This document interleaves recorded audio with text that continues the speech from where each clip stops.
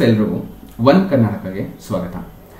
B ಖಾತಾ ಒಂದು ಆಸ್ತಿದಾರರು ಏನಿದೆ ಅವರಿಗೆ ಹೊಸ ಶಾಕ್ ಕೊಡ್ತಾ ಇದೆ BBMP. ಏನಂದ್ರೆ ಕಟ್ಟಡ ನಕ್ಷೆ ಮಂಜೂರಾತಿ ಸಿಗಲ್ಲ ಬಿ ಖಾತಾಗೆ ಅಂತ ಹೇಳ್ತಿದ್ದಾರೆ. ಏನಿದು ನ್ಯೂಸ್ ಅಂತ ನೋಡಿದ್ರೆ, ಕರ್ನಾಟಕ ಸರ್ಕಾರವು ರಾಜ್ಯದಲ್ಲಿರುವ ಬಿ ಖಾತಾ ಆಸ್ತಿಗಳಿಗೆ ಕೆಲವು ನಿರ್ದಿಷ್ಟ ಸೌಲಭ್ಯಗಳನ್ನು ನೀಡುವುದಾಗಿ ಹೇಳಿತ್ತು. ಯಾವೆಲ್ಲ ಆಸ್ತಿಗಳು ಬಿ ಖಾತಾಗೆ ಬರುತ್ತೆ, ಕೆಲವೊಂದು ನಾವು ಒಂದು ಸೌಲಭ್ಯಗಳನ್ನ ಕೊಡ್ತೀವಿ ಅಂತ ಹೇಳಿತ್ತು. ಆದರೆ ಇದು ಸಿಗದೆ ಬಿ ಖಾತಾ ಪಡೆದುಕೊಂಡಿರುವವರು ಪರದಾಡುವಂತೆ ಆಗಿದೆ. ರಾಜ್ಯದಲ್ಲಿ 40 ಲಕ್ಷಕ್ಕೂ ಹೆಚ್ಚು ಆಸ್ತಿದಾರರು ಬಿ ಖಾತಾ ಹೊಂದಿದ್ದಾರೆ ಎಂದು ಹೇಳಲಾಗುತ್ತಿದೆ.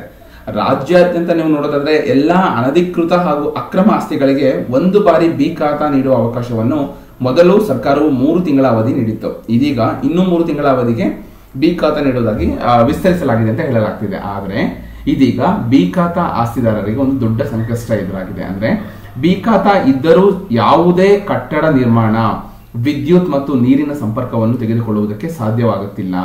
ಯಾಕಂದ್ರೆ ಯಾವ ವಿಷಯಗಳಿಗೆ ಬಿ ಖಾತಾ ಸಮಸ್ಯೆ ಆಗುತ್ತಿದೆ ಎನ್ನುವ ಸಂಪೂರ್ಣ ಒಂದು ವಿವರ ಇಲ್ಲಿದೆ. ನೋಡೋದಾದ್ರೆ ನೀವು ಕರ್ನಾಟಕ ಸರ್ಕಾರವು ರಾಜ್ಯದಲ್ಲಿ ಅಕ್ರಮ ಆಸ್ತಿದಾರರಿಗೆ ಒಂದು ಬಾರಿ ಅವಕಾಶ ನೀಡಿತ್ತು, ಬಿ ಖಾತಾ ಕೊಡ್ತೀವಿ ಅಂತ. ಓಕೆನಾ.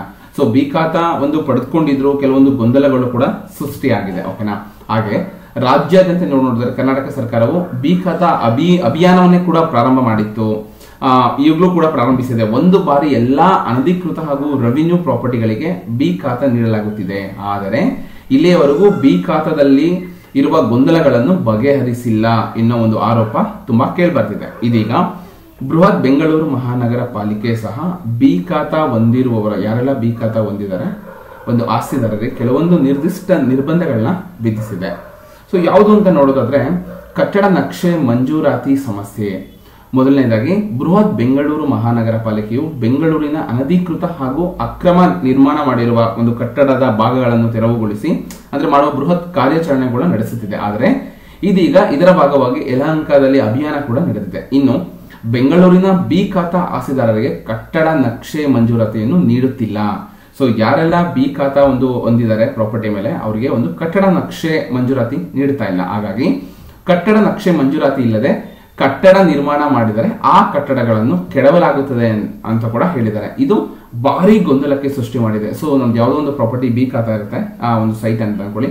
ಸೊ ನಾವು ಯಾವ್ದಾದ್ರು ಒಂದು ಕನ್ಸ್ಟ್ರಕ್ಷನ್ ಮಾಡಬೇಕು ಅಂದ್ರೆ ನಾವು ಕಟ್ಟಡ ನಕ್ಷೆ ತಗೋಬೇಕು ಮಂಜೂರಾತಿ, ಬಟ್ ಅದನ್ನು ಕೂಡ ಬಿ ಖಾತಾ ಮೇಲೆ ನೀಡ್ತಾ ಇಲ್ಲ. ಇಲ್ಲಿ ಏನಾಗ್ತಿದೆ, ಜನಗಳಿಗೆ ಮತ್ತೆ ಕನ್ಫ್ಯೂಷನ್ ಶುರುವಾಗಿದೆ. ಸೊ ಯಾವ ರೀತಿ ಇದನ್ನ ಬಗೆಹರಿಸುತ್ತೆ ಸರ್ಕಾರ ಅನ್ನೋದು ನೋಡ್ಬೇಕು. ಇನ್ನು ಲಕ್ಷಾಂತರ ರೂಪಾಯಿ ಹಣ ಕೊಟ್ಟು ಆಸ್ತಿ ಖರೀದಿ ಮಾಡಿದ್ದು, ಅದಕ್ಕೆ ಸರ್ಕಾರಕ್ಕೆ ಬಿ ಖಾತಾ ಪಡೆದುಕೊಳ್ಳಲು ಹಾಗೂ ಆಸ್ತಿ ತೆರಿಗೆ ಶುಲ್ಕ ಪಾವತಿ ಮಾಡಿದ ಮೇಲೆಯೂ ಸ್ಥಳೀಯ ಸಂಸ್ಥೆಗಳಿಂದ ಕಟ್ಟಡ ನಕ್ಷೆ ಮಂಜೂರಾತಿ ಸಿಗದೇ ಇರುವುದು ಆಸ್ತಿ ಮಾಲೀಕರ ಒಂದು ಆಕ್ರೋಶಕ್ಕೆ ಕಾರಣ ಆಗಿದೆ. ಅಲ್ಲದೆ ಒಳಚರಂಡಿ ಹಾಗೂ ನೀರಿನ ಸರಬರಾಜು ಸಂಪರ್ಕ ಪಡೆದುಕೊಳ್ಳುವುದಕ್ಕೂ ಕೂಡ ಸಮಸ್ಯೆ ಆಗ್ತಿದೆ ಅಂತ ಹೇಳಲಾಗ್ತಿದೆ.